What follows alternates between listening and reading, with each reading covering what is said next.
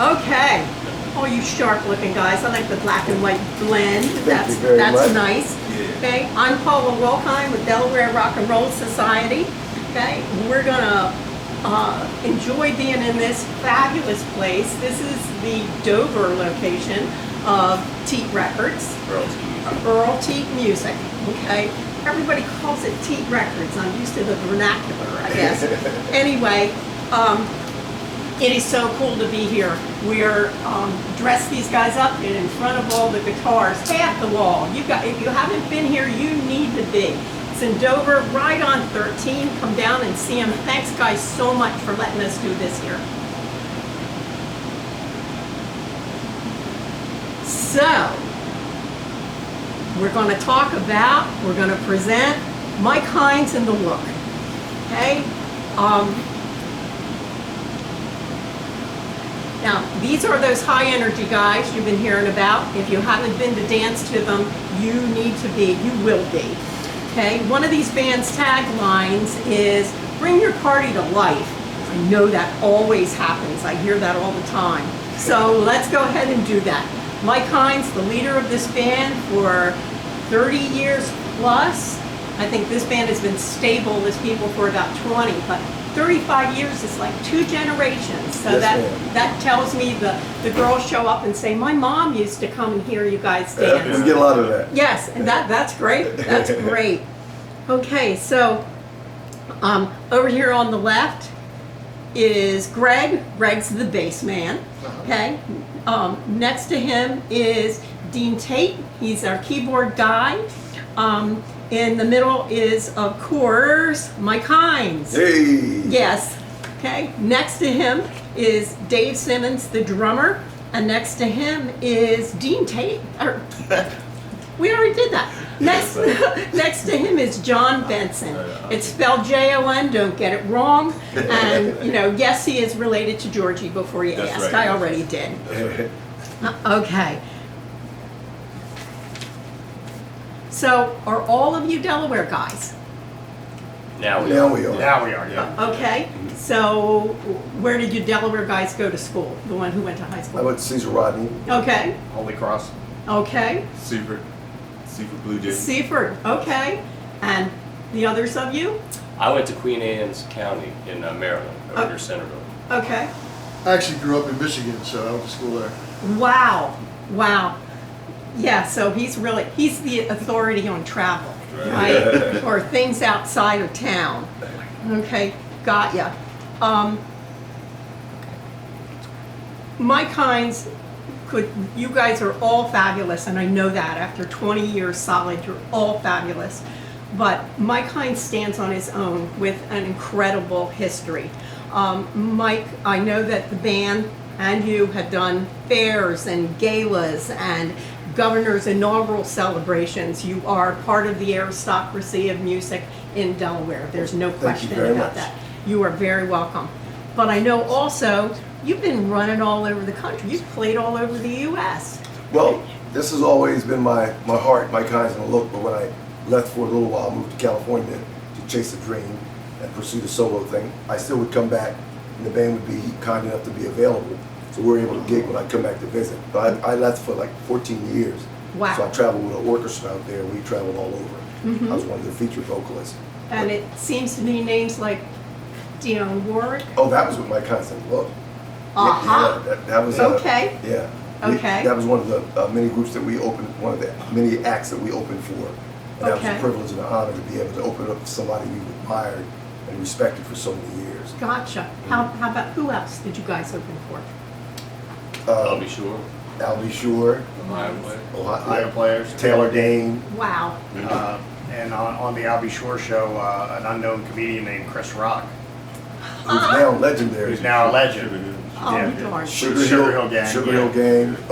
Naughty by Nature, Lisa, Colt Jam. Oh, man. So those are, it was cool to open up for the Ohio Players because we play his music, and then for us to be opening for them and playing for them, that was a great feeling as well. That was actually our second show. Yeah, that was one of the second shows that we had, and that was at Cadeau's nightclub. It used to be a popular club here in Dover. It's Okay. no longer there, but Talking about traveling, Mike had a gig, was it Thursday or Friday, you were in France, and then the following Saturday you were in Dover. that's right.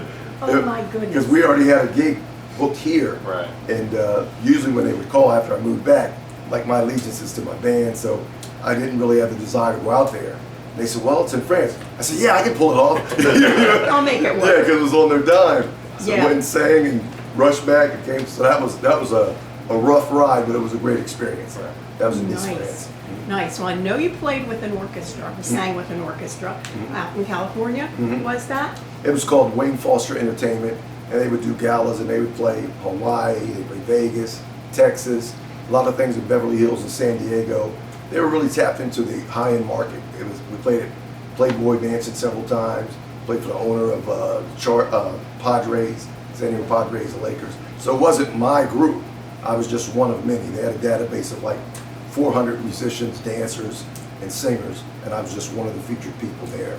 Right. So it was made more money that way than playing in a local band in LA, because there are a billion bands out in LA. Right. So to make more money, did the casual thing, playing at private parties, which were galas and weddings and things like that. And it leaves just the check write or check signing to you and the business end to somebody else. Well, a very small check compared to what the owner made, but we were glad to do it. Gotcha. That's pretty cool. That's really pretty cool. Thank you. Well, when we take it back to the olden days, All right. okay, where were individually your first musical performances? Oh, I'm making you think. I know. Yeah, that's way back. If you ask as a band, we know. If you ask as individually, I joined about 30 years ago, and in July, and I think most of my first gigs we were playing at that time. We were playing the Jersey Shore a lot and stuff too. We were playing Fred's Tavern and some areas. We'd have to take the ferry over and stuff.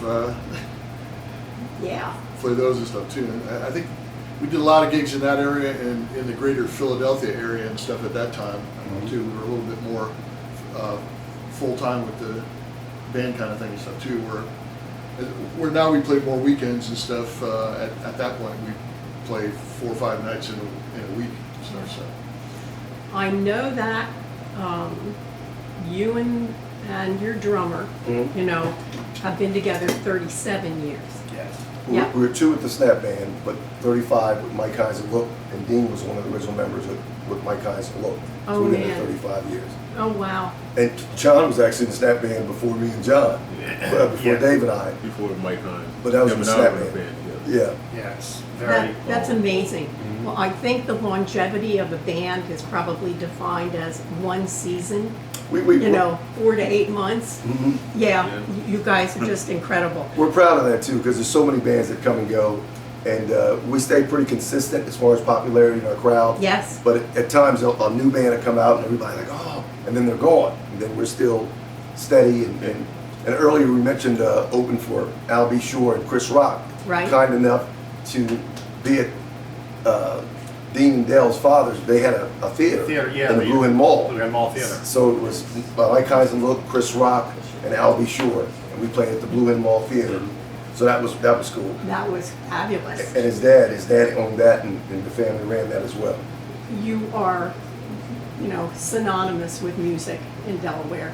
There's no question, your family name. Did your dad teach each of his children? He got us playing We some didn't stuff. even want to play back then. Right. It was like I played the 12 pedal years steel old. for like 10 minutes or something. He was trying to get me to play the pedal I steel. played bass and I played drums. Yeah. He That was fun though. We didn't even have a store. Dale, come over here. We didn't even. Come over here. He had a studio down in the basement. Hey, Yeah, we didn't even. Hey, we didn't have the store back then, but our dad played in bands. We were actually they were farmers, Mhm. and Dean was included in that. I just kind of messed up things. Dean was driving tractors and whatever, but I can remember. I'm 10 or 11 years old probably, and it'd be like, all right, boys, we gotta go down and do our music. We go down in the basement. I played the drums. I did Johnny Rivers. Memphis Yeah. was the song. I had to Memphis, Oh, sing. yeah. I had to sing it. Did I tell you that? I probably didn't tell you that 10 kids, but I had 10 volunteers. Even Yeah. Dad wouldn't let me sing. Oh, man. That's me. That's my story. Oh, that's great. That's great. Yep. Earl Tate music. My goodness. Where was I going? Let's see. Talking to Mike Stroud. We were talking about the first musical performances, and all of you kind of phased out on that one. Well, we didn't know if you were talking about individually or as a band, when they started, each person started with the band. Answer as a band. Okay. Or yeah. So who you would right. Did you play the rudder a lot? Yeah, when we Rusty first started Rudder. out. Yeah. But when we first started Mike Hines and Our Luke, first band, our first performance as a group was Milford High School's homecoming. okay, Very- yeah, year? yeah. Say that again, John. I said those were the like the Yeah, we were, Rizzo these, members of the yeah, band. those guys weren't in the band at that time, but our very first show was Milford High School's homecoming. There you Our go. second show was the Ohio Players, opening for the Ohio Ed Players. Coase, right? Wow. Yeah. Wow. Now, did you That was always 85. 85? Did you always shoot that high for the Ohio players? Well, we always thought we would do well. Actually, when we were young, we thought, we had time on our side. We thought we were going to be huge national recording artists. You couldn't tell us any different. We really believed That's that. yeah. Keep the vision. That's right. So yes. when we finally got a shot to get a record deal, we were overjoyed, and we were like, this is it. This is our break. And we had not many people would say they had a record deal that lived in Delaware, but Right. we were happy to say it, even though it didn't work out the way that we anticipated. Mhm. It was something that we always You're- cherished. You're talking not about many Atlantic major label. It Records. was with a major label. It was with Atlantic Records. You're talking about Atlantic Records. Mhm. Yeah, yeah. That's bragging rights forever and a day. Absolutely. Yeah. I'm going to hand this to you. Greg, thank you. I want you to hold it up. This is what it looked like in 1985. Few change of faces. I was But rocking a mullet though. Yes. look at that I had mullet. the Jerry curl, Yeah, and Dave had the Duran Duran look. Yeah, I did look a lot like Duran Duran at that time. yeah. I was just a thought. That was a black guy. That's He right. was the black guy. Yeah, we talked about that earlier. They told me. Yeah, you were the black guy. That was the '80s. Were the time when you had to buy your own hair stuff. You Oh, couldn't yeah. use what was in the house. right. Not since the '50s. Mhm. You know, Lot of had there hair been products. had there been such a focus on men's hair products. Yeah, very cool.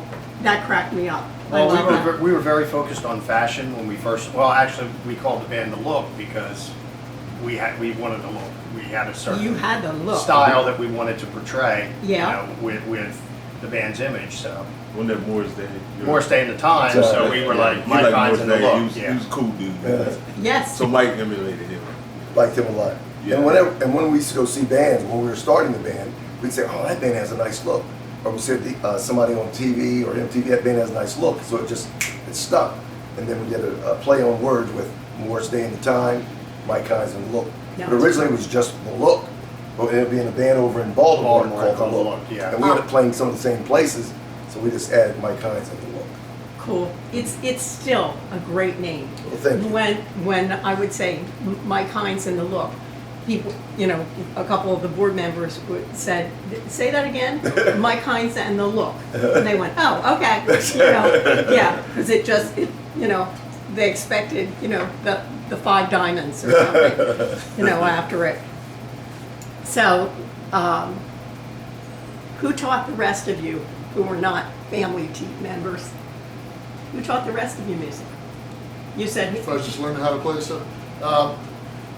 My mom actually was a church organist, and so I grew up listening to her and stuff. And we got an organ at the house when I was about 7, and it was in my parents' bedroom, and they let me go in there and play, and I'd go and turn on the radio and just mimic the songs on there and stuff like that too, and was doing pretty good with it. So she got me some lessons with an actual teacher and stuff like that too.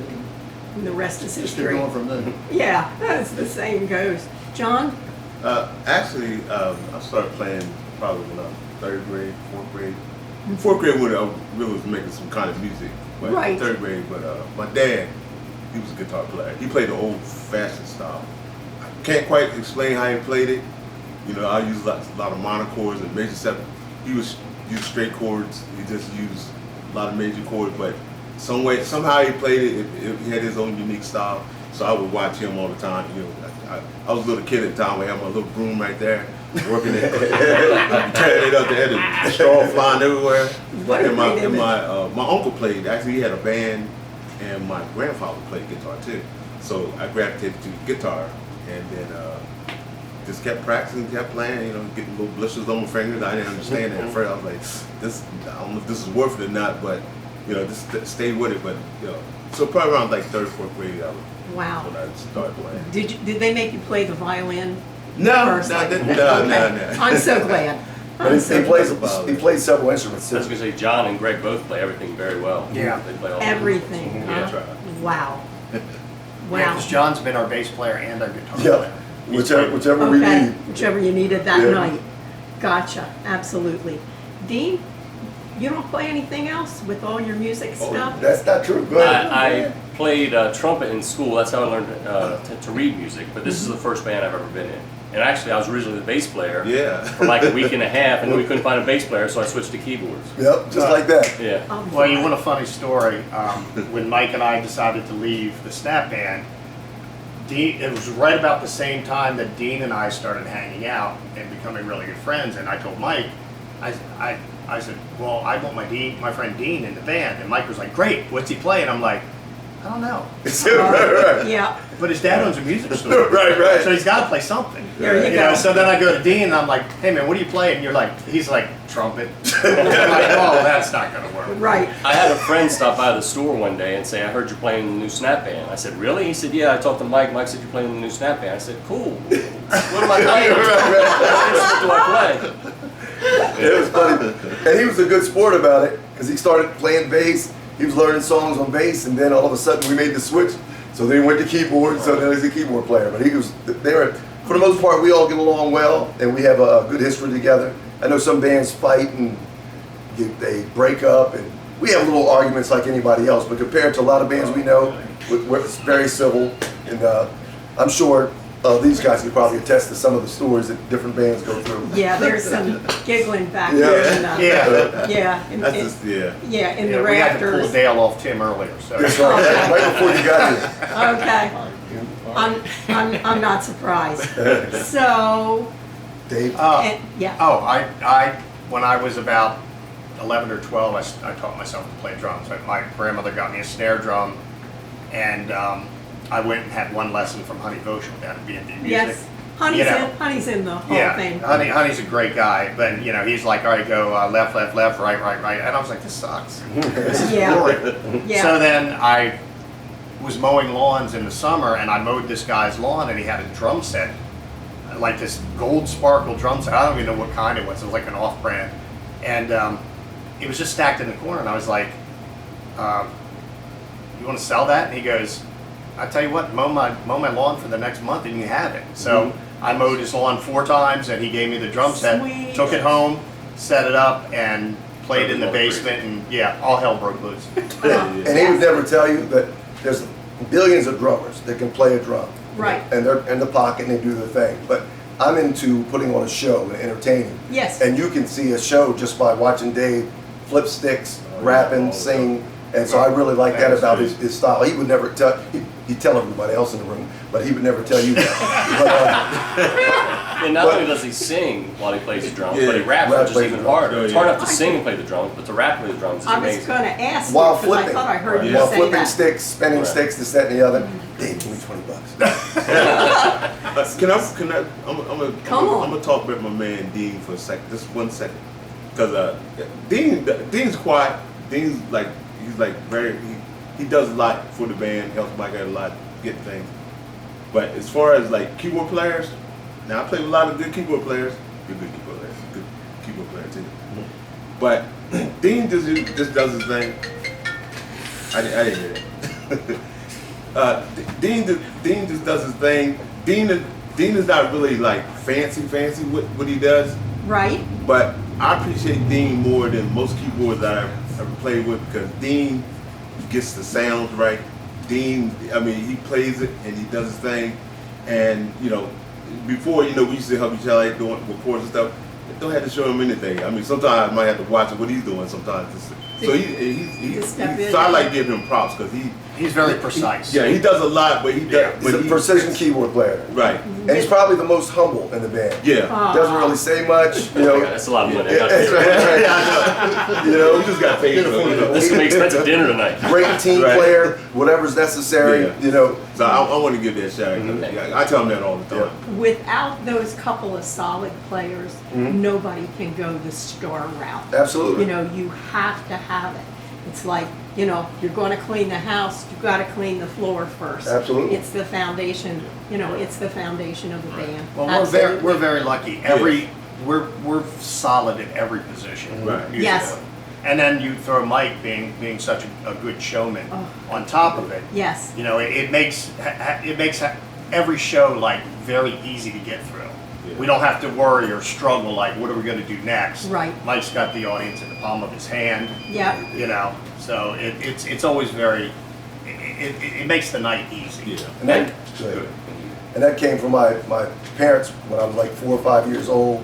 You know, they'd have little house parties, and if somebody would come visit my parents, they'd say, they knew I was a ham, so they'd say, Mike, go entertain the guests. So I'd have on little onesies or whatever, and I'd be singing and dancing and whatnot. So it started there. I love it. And then when I got old enough to appreciate girls, and I got into elementary school, I was like, man, the quickest way to get into, I'm gonna join the chorus.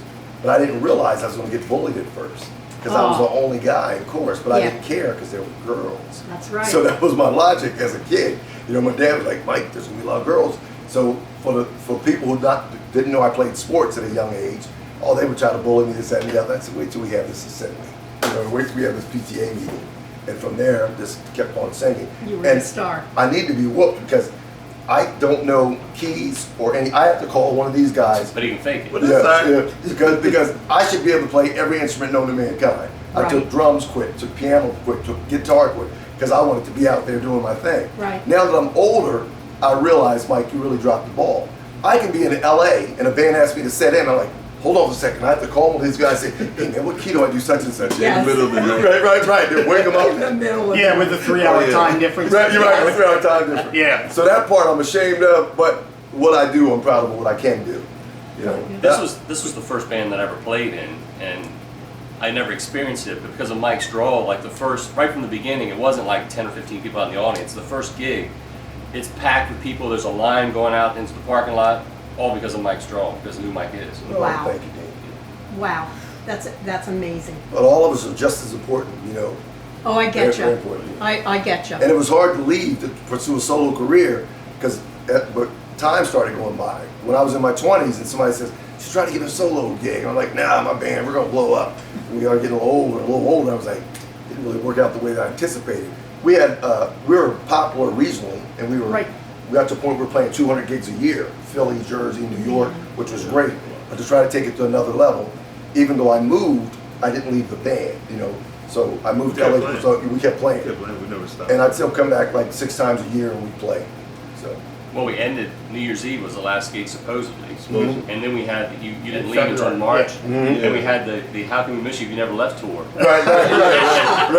We announced it in January. And people are like, oh, let me guess, another reunion chord. Yeah. And that show was at Brownie's 23 East, which used to be the 23 East Cabaret in Ardmore, Pennsylvania. And we set a house record. And when we broke up in 1995, New Year's Eve, February 1996, 2 months after we broke up, we set a house record at the Ardmore. That's right. Amazing. 23 East, yeah. And the house record stood for many, and it took a 2-band bill to break it. Oh, wow. It stood for many years. So it really is still yours. You were a single band. Well, it was Green Jeans. And, Green, yeah. Yeah, Strangest Angels. Yeah, it was And some of the bands that came. came up after us, it was funny that some of them used to open for us in our heyday and then Sure. move and come back, and then they're the big, Yeah. group on the block. But we're friends with all of them as well. Yeah, I hear the gossip about bands all the time. I've never heard anything bad about you guys. Thank you. Oh, man. thank you. Nothing. Behind So, closed doors, we can be a bit much, but in public, we try to keep it classy. keep making sure you got those 520s in your I pocket. got you. Yeah, in case you need to pay off somebody. Oh my goodness. Well, who are your idols? John? Well, for George Benson, of course, and Nile Rodgers, Oh, because yeah. I'm not really per se a lead player. I can play lead. I'm alright with the lead, but I love rhythm.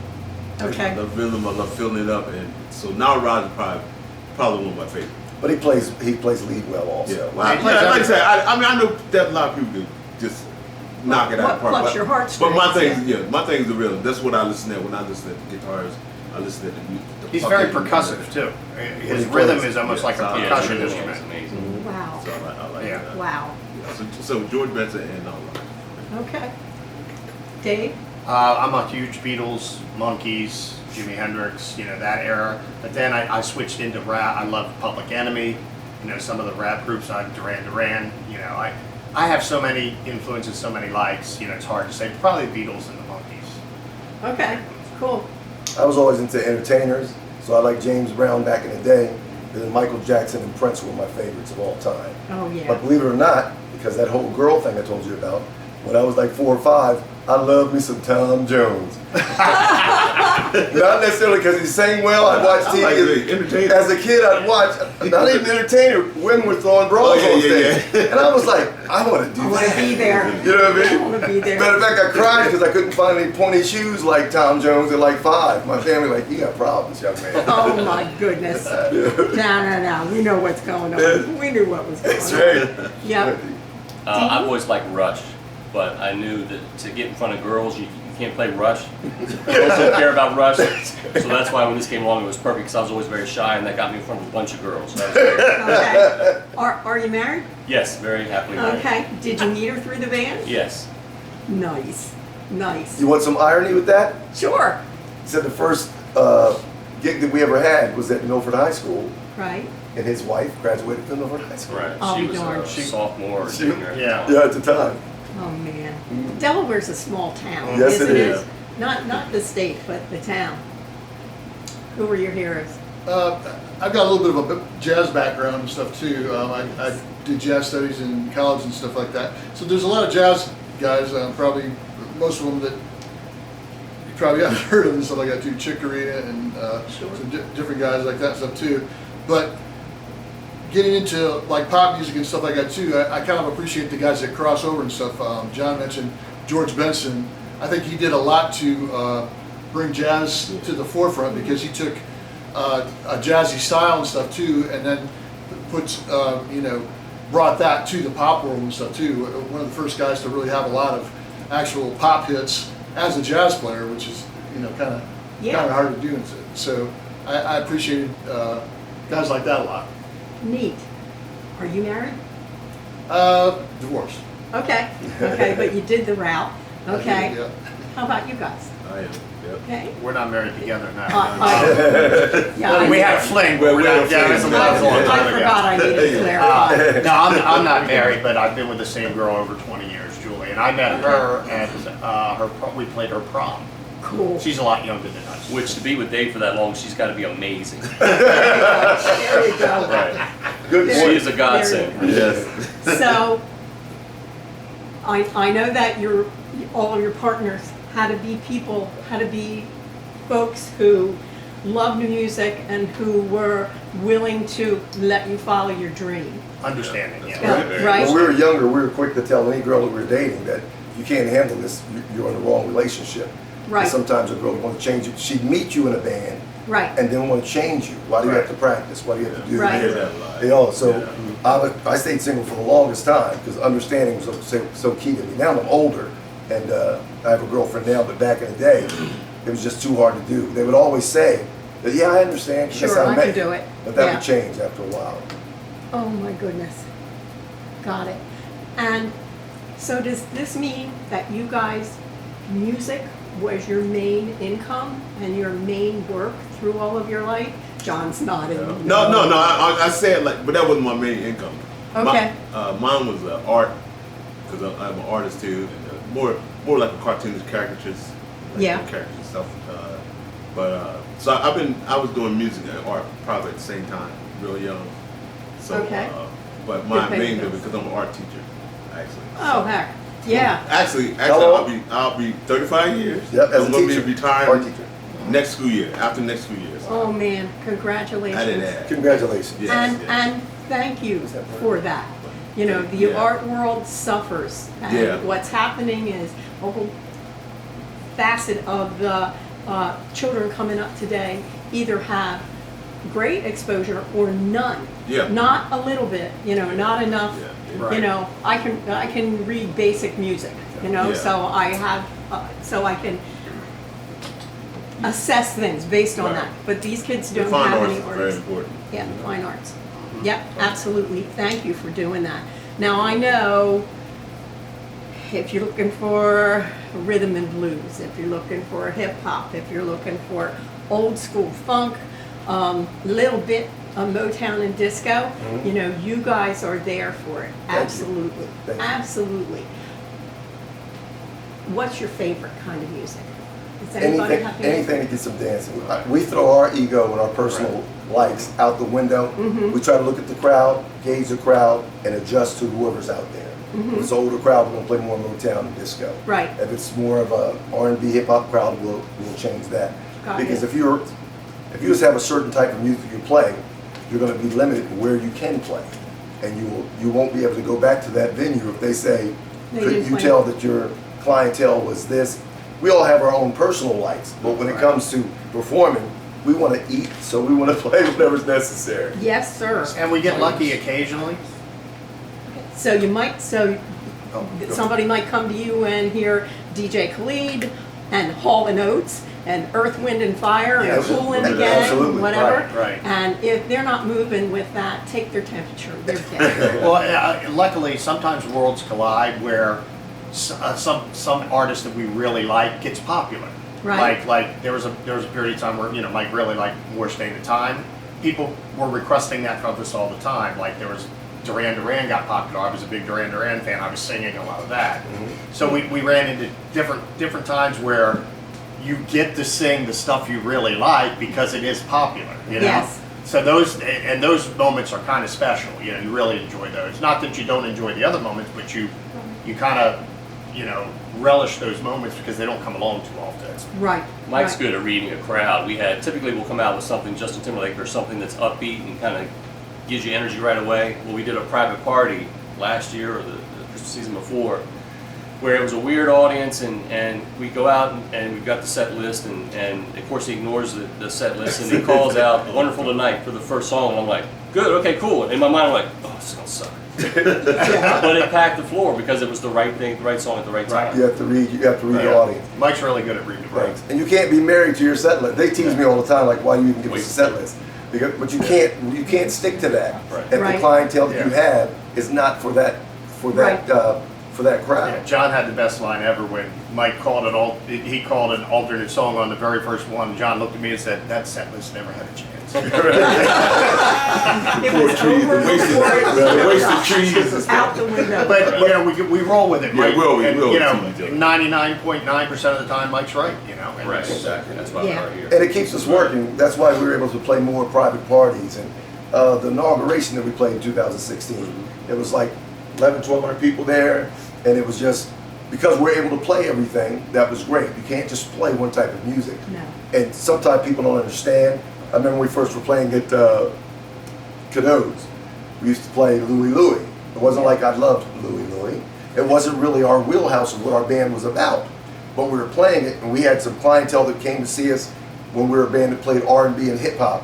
So they came and they're like, what the heck are they doing singing Louie Louie? Right. I'm like, these people come see us every week. You come out once every 6 months. I don't care what you think. You know what I mean? Gotcha. You got to appeal to the people that are going to support you. So This is my family. absolutely, Yeah, absolutely. actually, with that same group of people at that time period, we were doing like Moni Moni, Yeah. Twist and Shout, Okay. Louie Louie. We did a whole little block of real old songs because they were an older crowd that spent a lot of money. Absolutely. Okay. And that's how you work. You You give them can't, what they want. if you go into business just to play music that you like, you're going to be a broke behind. We also played a lot of colleges up north, and we did a lot of Nirvana and Yeah, we did. grunge music. When the grunge music Okay. hit, yeah. Dave was singing those. I was songs. singing all that grunge stuff, so. So we play everything. Okay, so did you tell me who your fave was? I don't think you He said did. jazz. Jazz. Jazz. Okay. I just wanted to make sure I Yeah. I covered everybody. Not that you guys are hesitant about talking. That's a good thing. That's a She's good onto thing. us. Right. Yeah, I think I'm on to you. Okay. Back in the day, what other bands did you consider your competition? Now, that wouldn't be in Hawaii. That would be Delaware. We never really, we were all friends. We would Right. let people hate on us. You know what I'm saying? If you have to talk negative about another band, you have some insecurities. I got you. So we were the type that what kind of broke our heart, what hurt us a little bit, is we would try to let bands open for us. We try to get bands gigs. Those same people would be envious and talk bad about us. I was like, wow. But we wouldn't stoop to that level. So we didn't care what other people did because we knew we were doing well with it. And we were always quick to get other musicians up Right. to play with us. All the Yeah. time. All the time. Sit in. Yeah. Yep. Sit in. That's sweet. That's sweet. That keeps your audience coming too. Absolutely. That absolutely does. So, what bands did you consider on your level back then? Who were the good bands? You know, back. We've been together for a long time. Yeah, Yeah. it changes over time. Yeah. Like- Strange Days was. Well, that was in the middle. Yeah, I know what Yeah, I'm saying, but- when we first started, the big bands were like Cooking Good, Gene Cook, the legendary Gene Cook, Hubcaps. the Hubcaps. Johnny O. Well, that was a little bit later. Yeah, I'm trying to go chronologically. Hubcaps. Sixpence. Sixpence, Oh, yeah. what was Kenny's band? Kenny Pennington's band. I forgot. See, it's changed. Voyager. Voyager Okay. was a big Was it band. Chris something? Never mind. What was No. Kathy Lee's playing? Hubcaps, yeah. Okay, there was another band like that. Hot Rod. Hot Rods. She's That got was to the go same. in the hot rods. Yeah, the Hot Rods. Yeah. It was Hubcaps. It was another one. Anyway, Cutters? like it's the Cutters. The right. Cutters, yeah. There you Joey's go. band. And Yeah. it changed so much. We stayed the same, you know, all Right. these years, but it'd be a group of bands that were in the 80s that were popular and playing our circuit. Right. And then it would change in like 90, it'd be a whole new group of bands. Then 95, it just kept changing.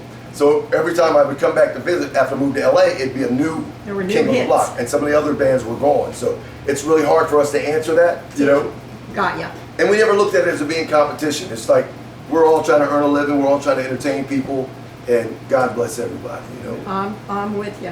I'm with you. Let's get everybody included. And then Dean's brother Dale has a very talented band, as you know, as well.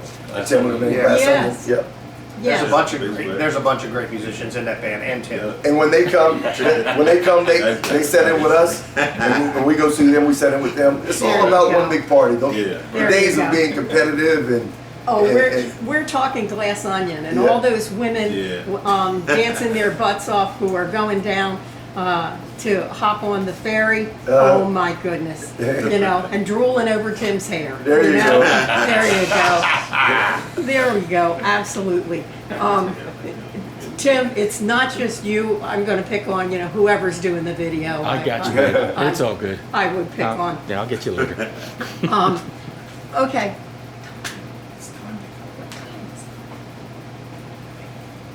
Okay. Also, we'd like to thank you. We're Yeah, we're thank you very honored. We much. appreciate the opportunity, Thanks. and we look forward to being a part Okay. of the organization. Oh, we're excited. We're excited. I wanted to ask you a little bit how the pandemic, has impacted you guys. Don't get us What's started, going but on for you? our last gig, we had a gig this Sunday, but before that, our last gig was March 13th. Wow. And at first we were torn how to feel about it because no one really knew how serious it was.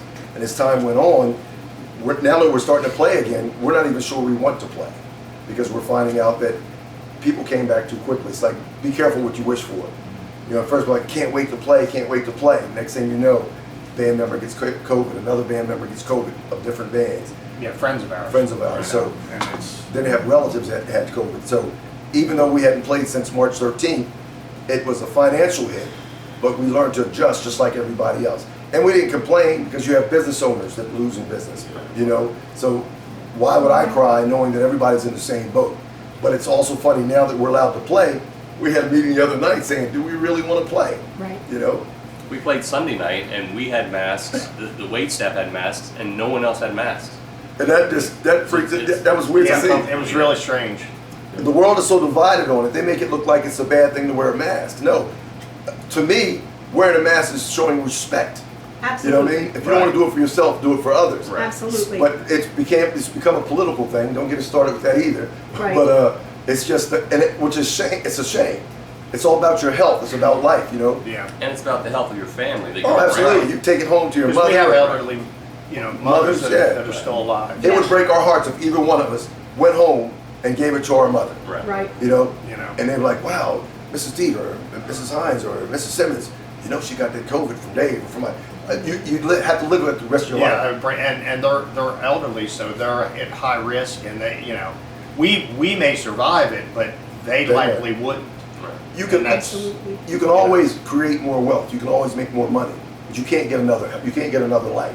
So even though all of them are not deadly, why take that chance? You know, Right. wear a Exactly. mask. Right. Exactly. We actually were a little uncomfortable for us to have one mask and look in the crowd and said, maybe they don't have COVID down in this town. Right. You know, because I mean, it was like nobody, just the workers. Yeah, nobody, That's and great. they weren't social distance. They were social distancing at first, Mm-hmm. but as the night went on and the drinks flowed, Oh, Yeah. that Progressively went out the worse, window. yeah. Yeah, it got progressively worse to the last set where it was just like a regular night Yep. at a nightclub. And we're so used to being high five and chest bumps Yes. and personal. Dean had to keep giving me sign to put my mask on. Mike would take his mask off to talk to the person and then Dean put it back on. Right, because it's just you forget, you know what I mean? Right. Right. Or a Right. person would come in the door and I'd start off well. I go, give him one of Right. these or give him one of these. Or no, can't hug you. Before the night's over, I'm talking like this. Hey, how's it going? Yeah. Dean would be on the side going. Yes. Mike. Yeah. Mike. It's You can tell it's kind of killing Mike. Yeah, 'cause I'm too, just not because used to it. I'm His such a personality is really his main gift and stuff too. I mean, that's he's a great singer, but his personality is what he lives off of and stuff too. And it's hard. he truly and genuinely loves interacting with people. It's like And, handcuffing. You can't. Yeah, so for him to have to try to rein that in and stuff is almost impossible. And in defense of the place that we played at, when we first got there, it's an outdoor restaurant. So Yes. it made sense that they wouldn't have a mask on because they were eating. Right. But we were like, let's see what happens once we start playing music. Nothing changed. Not a mask came out of anybody's pocket. Or it was really So interesting. they're dancing Good closer, dancing, closer, closer. closer to where they And the one thing with the whole corona, I feel especially bad for these guys because I had to have surgery, so I cost them. They didn't get to play in January or February either because I had spinal fusion, so I was out. Right. So I felt bad for them because I was costing them money. And then when the coronavirus hit, I was like, oh my god. They That- just started getting back into it. We played like 4 shows after I recovered from my surgery, and then we were shut down again. So so I felt especially bad for them. We're glad to have you back, man. Like I Right. said, you can always make more money, and any one of us could have been in the situation. So we didn't look at you any different for that. We're just glad to see that you're still alive, brother. Give me some ride. So tell me about the CDs and recordings that are available of Mike Believe it or Hines and not, the the days of us doing original music together anymore, we don't even do it. It's not like we're tired of it. We all have our own lives doing so many other things. In the early days, we would do stuff together. And when we won the record deal, John and I wrote a song together, but we played those songs. And then we'd have some originals people would request. But at the end of the day, when a band comes to see you at a club, that you're popular for doing cover tunes, Yes. they don't want to hear something that they don't know. Right. You'd lose them. Your own ego would make you say, hey, let's play like 8 of our songs. But the people who've been following you for so many Right. years, they're coming to see you play songs that they love. So we all love it. And we love the fact that we released a song in '89 with Atlantic Records. We're happy to do that. We played that. But the record company never really took us serious because they didn't put money. You know, by the amount of money you get up front, how much the record company is going to promote you. Because it's Okay. like a bank. When a record company gives you upfront money, that's a loan and they recoup that through sales. Right. So if a record company gives you $500,000, $250,000, whatever, you best believe they're going to do everything they can because they want to recoup that money. Right. Right. You're their investment. We entered a contest. So we entered a contest called a Dream of Life contest. When we mailed the cassette, wasn't even CD back then. When we mailed the cassette in, we had no expectations. They received like 500-600 cassette tapes. I think it was 2000. That was 2000? Yeah, it was 2000. Woo. Well, after they mailed in the original tapes, we had no expectations. But when they called us and said, you're one of the 10 finalists, then we felt great about our chances because we said, we're going to do everything that they won't do. And we like the way that we perform. Even though you can't judge a person's personality through a tape, so you just never know what the judges are looking for. Right. But once they said, 10 finalists, the winner will receive a record contract with Atlantic. So it was up to us to do better than the other 10. Yeah, we had to We had to perform perform. live in front of an Ten- audience ten, yeah. in Trenton. And they had judges, Trenton, New Jersey. judges from record companies and radio stations. We loved our chance. Matter of fact, I think I said we just won a record deal Right. because we felt so good about it. Right. Didn't feel good about mailing in a tape because you don't know what they like. So we did a fantastic job, and we entertained them, and we had steps, and we were dressed a certain way, and it went over great. So then we're on our way. We felt worse for our fan base because when you tell somebody you have a record deal, the whole town celebrated. Oh my God, you made it! You made it! Right. We thought we made it too, until we started to understand that because it was part of a contest, and they didn't give us a lot of upfront money, they didn't push to recoup anything. So if they had us on the record label with Troop and Roberta Flack and all these other groups where they spent hundreds of thousands of dollars, and oh, by the way, here's a band, they're good at what they do, but they ain't cost us any money. So if they sell, fine. If they don't sell, fine. Oh, man. It was a wake-up call when I went to South Carolina. We used to always play at Cadeau's. We had a guy named Al Cadeau. He was quite the character. And he would always tell us, man, if you could ever come down to South Carolina, I can get you guys played all the time. I'm like, yeah, right. So, man, I'm telling you. So I played his bluff. I thought he was just, Oh, boy. just talking noise. So I drive to South Carolina, Myrtle Beach. That was before the days of the cell phone. We stop in Myrtle Beach, me not knowing how true his story is about our song being played all the time. I go in the bathroom, I come back. 2 minutes later, gonna make you mine. I'm like, what? And it was one thing to hear your song in Delaware or Philly because that's Yeah, where we play. that's But the to be in neighborhood. Myrtle Beach, I was like, oh my God, we have made it. Not realizing that Al, Buddy, was the owner of the radio station. So he didn't have to go through a chain of command. He didn't have to go through a program director. He called and said, Mike's my man, play a song. And he did it. So for that week, they played the song in Myrtle Beach like we were going to be the next big thing. And people who listen to a radio station love the radio personality. Yes. So whatever you say, they will listen to. Yes. So if the radio broadcaster is saying, the new hot thing, Mike, not knowing that we didn't have 2 dimes in our pocket, but if they're telling their audience, this is going to be the next big thing. Yeah. Atlantic recording artist Mike Hines in the Look. He was playing it 5, 6, 7 times a day. And then the third day, he put it on Make It or Break It. So we made it. Not that the song was that great or bad, but he'd already force fed it. And I was like, I'm getting education about this. Yes. So why aren't they doing that in New York, or why aren't they doing it in LA? So then he called, the owner of the station called Atlantic Records, and they basically said to him, oh yeah, they're a good group and everything, they won a contest when we released the single. So by the way that he responded, we knew it wasn't going to take off. But, so reality started this thing, but I took advantage of it for that week I was down there. Yes. But it was just funny that it would have been the same way if we'd have got the same type of promotion in New York or Right. LA or Atlanta. Yeah. But if you didn't have that, I did call relatives in LA and say, go to the store and see if you can, it was a 12-inch single. Right. Go to the record store and see if you can find Gonna Make You Mine and I Can't Sleep. So they might have had 4 or 5 copies of it. It wasn't like they only had 4 or 5 copies because people bought them. They only sent 4 or 5 copies to this record store in LA. Right. So we did well regionally. It opened enough doors for us to start playing 200 gigs a year. It was a great feeling. But it was, We got with Midnight Sun from yeah, got as well. with a booking booking agent. agent. Okay. But it was just unfortunate that you take the time to release something and not promote it. Yes. But you learn Seems as you foolish. go, right? Right. Yep. Yep. And also we got picked up by Bud Light. We were Yeah. a Bud Light sponsored band. We Mhm.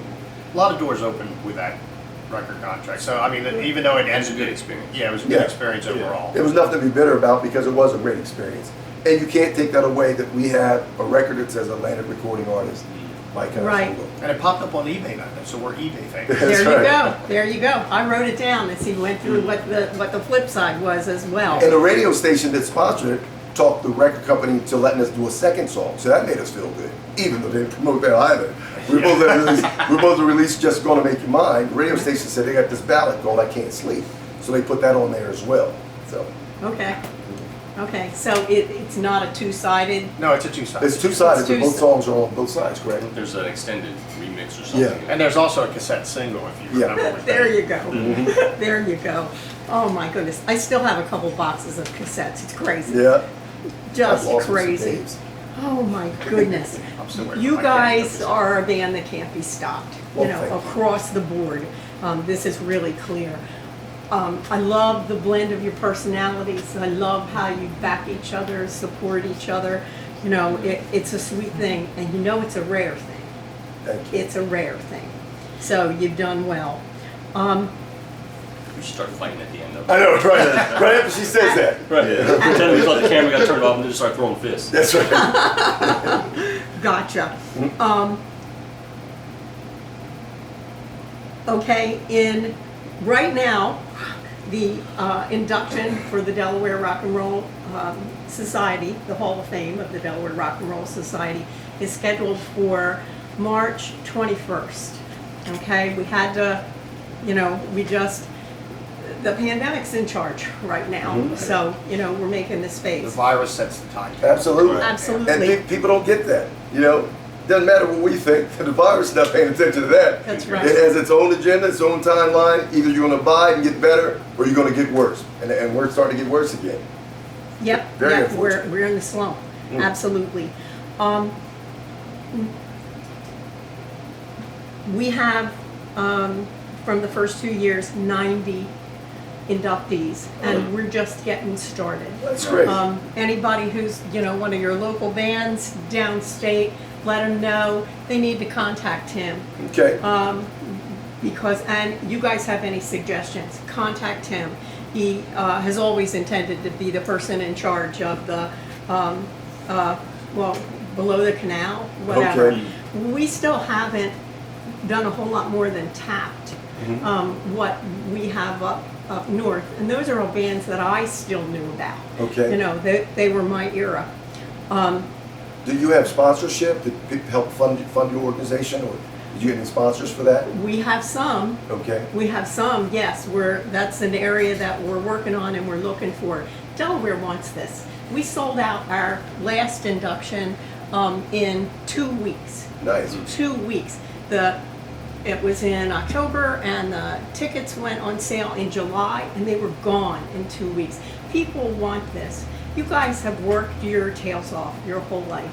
You need the applause, you need the respect. We don't want to do anything right now anywhere except at the Grand, because the Grand Ballroom is the Grand Ballroom. How many men? Well, the little one holds 310, the big one holds 1180. Okay. Yeah, they have more than one bathroom. So the one that you, the one that you sold out, was that a 310 or? That's the little one. Okay, Yeah, okay. we didn't know we would have that kind of whatever. We pulled together some of our bands who recently, most of them were Italian, and we packed a house with 250, 275, like almost overnight. You know, Delaware wants to celebrate their bands. You know, they want to enjoy that. So we'll be looking forward to you guys rocking it. And you're not a band, you're a show. Well, thank you. You know, across the board. And I don't say that very often, you know, but you are. I just had a great time listening to your little CD. You know, the press samples Oh, okay. CD. Now, today, where's that other picture? Let's have you show That's us the old one. other one. I thought I said the blind woman. Put it over there so you can hold it up, and then Tim can focus on it. Greg is the official picture holder. Yeah. I've trained for this moment. Bass player / picture holder. There you go. There you go. Super. You know you're going to be inducted. You're a band who can't be stopped. And we are not only so grateful for you because Delaware and the surrounding areas have danced their butts off, you know, and are still looking forward to it. We're really proud of you because you're a class act. Thank you very much. Okay. Thanks for having us. Appreciate it. Thank you for having us. I really appreciate it. And when you start selling tickets, let us know too. We'll try to sell tickets on our end, help promote it. Absolutely. You know. Absolutely. That's great. Okay.